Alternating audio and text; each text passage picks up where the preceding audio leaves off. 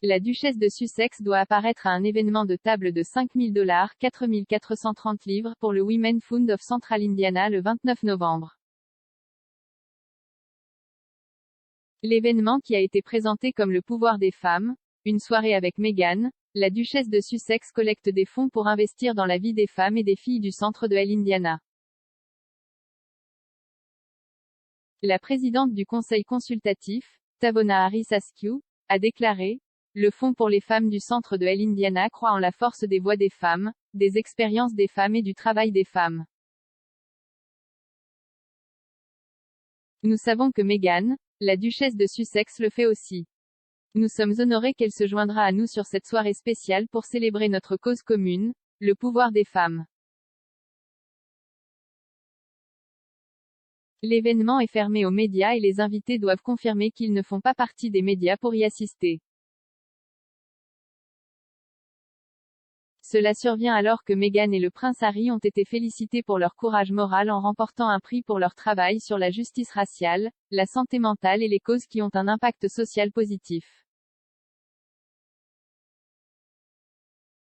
Le couple royal a été nommé lauréat du Ripple of Hope Award par l'organisation Robert F. Kennedy Human Rights, RFK-HR, pour le travail qu'ils accomplissent par l'intermédiaire de leur fondation Archewell. Ils rejoignent le président ukrainien Volodymyr Zelensky qui a également été honoré cette année. Le prix est décerné à ceux qui sont jugés comme un leader exemplaire au sein du gouvernement, des affaires, du plaidoyer ou du divertissement, et qui ont démontré un engagement indéfectible envers le changement social et travaillé pour protéger et faire progresser l'équité, la justice et les droits de l'homme. RFK-HR porte le nom de Robert Kennedy, procureur général et sénateur américain qui était le frère du président John F. Kennedy. L'organisation vise à réaliser le rêve de Kennedy d'un monde plus juste et pacifique depuis son assassinat en 1968. Son président Kerry Kennedy a déclaré à propos des Sussex: le couple s'est toujours démarqué par sa volonté de s'exprimer et de changer le discours sur la justice raciale et la santé mentale dans le monde. Ils incarnent le type de courage moral que mon père appelait autrefois la seule qualité essentielle et vitale pour ceux qui cherchent à changer un monde qui cède le plus douloureusement au changement.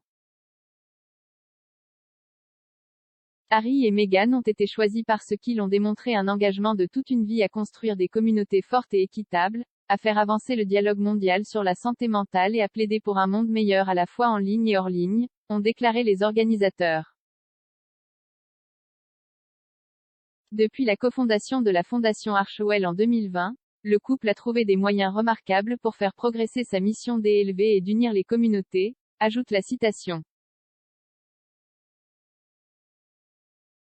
RFK-HR a souligné les causes que Harry et Meghan ont soutenues, notamment le soutien aux réfugiés afghans cherchant à se réinstaller, le soutien au congé parental payé aux États-Unis, l'investissement dans des organisations travaillant en Ukraine et le partenariat avec l'Association nationale pour l'avancement des personnes de couleur pour créer le premier civil numérique prix des droits.